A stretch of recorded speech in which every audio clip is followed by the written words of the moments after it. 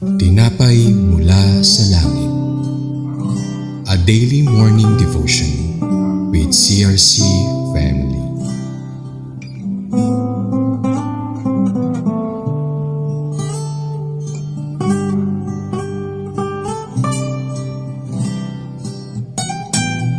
Praise God, Hallelujah! Magandang umaga po sa bawat isa. Ako si Pastora Leyte Mir ng CRC Manila. Ang ating pagninilayan sa umagang ito ay matutunghayan natin sa Joshua chapter 23 verses 1 to 3. Nang pamagat ay The First Exhortation. Sa Tagalog, ang unang payo. Basahin po natin ang Joshua chapter 23 verses 1 to 3. Verse 1. At nangyari pagkaraan ng maraming araw nang mabigyan ng Panginoon ng kapahingahan ang Israel sa lahat nilang mga kaaway sa palibot, at si Josue ay matanda na at puspos na mga taon. Verse 2. Na tinawag ni Josue ang buong Israel, ang kanilang mga matanda at ang kanilang mga hukom at ang kanilang mga pinuno, at sinabi sa kanila, ako'y matanda na at puspos na mga taon. Verse 3. At inyong nakita ang lahat na ginawa ng Panginoon ninyong Diyos sa lahat ng bansang ito dahil sa inyo, sapagkat ipinagkipaglaban kayo ng Panginoon ninyong Diyos. Purihin ang Diyos sa pagkabasa ng kanyang banal na salita. Tayo po ay sumandaling manalangin. Aming Ama na nasa langit, lumalapit po kami sa iyo na humihingi ng karunungan at pangunawa sa mga salitang aming nabasa at narinig. Nawa maisa puso namin ito at may pamuhay, pinupuri at dinadakila ka namin. Ito pong aming panalangin sa pangalan ng iyong anak na si Jesus at sa pagkikipag-isa ng banal na Espiritu.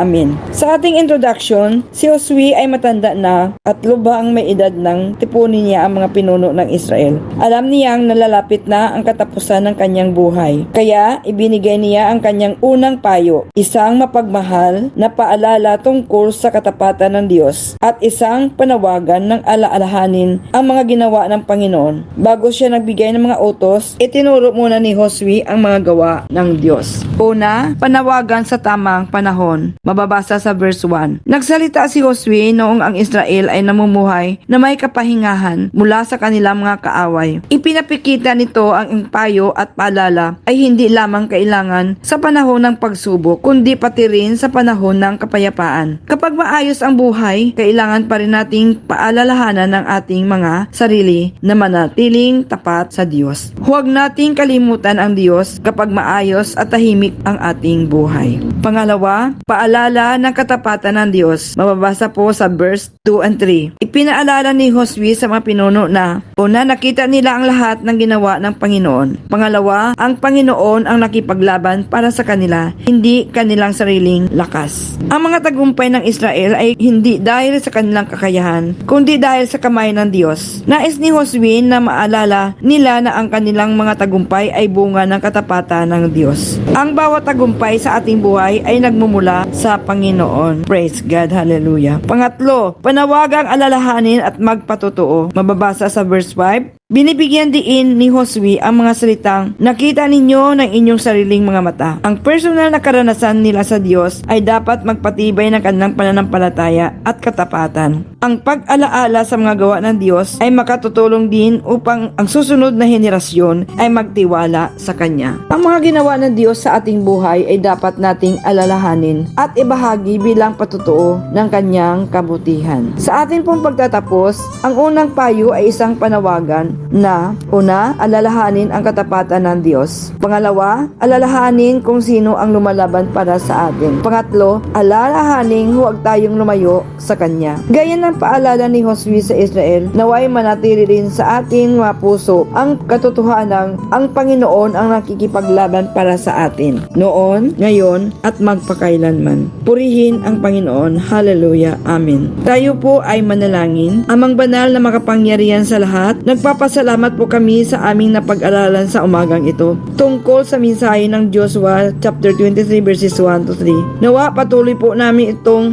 maalaala ang mga payo na aming nalalaman sa mensaheng ito para ang aming pananampalataya sa iyo ay lalong maging matatag at matibay. Huwag mo po kaming hayaan na manghina at madaig na anumang mga alalahanin sa buhay. Maraming salamat po sa kasagutan ng aming panalangin. Sa iyo ang pinakamataas na papuri, pagluwalhati at pagsamba sa pangalan ng iyong anak na si Jesus at sa pagkikipag-isa ng banal na Espiritu. Amen at Amen. Muli, maraming salamat sa inyong pagsubaybay sa programang ito na tinapay mula sa langit. Samahan ninyo kami bukas sa ganito ring oras, 5:30 ng umaga. Malaya ninyo po itong i-share sa inyong mga mahal sa buhay, kaibigan at mga kakilala para sila din ay makakilala sa ating Panginoong Diyos at sa kanyang anak na si Jesus nang sa ganon sila ay magkaroon ng kaligtasan. God bless you all. To God be all the glory.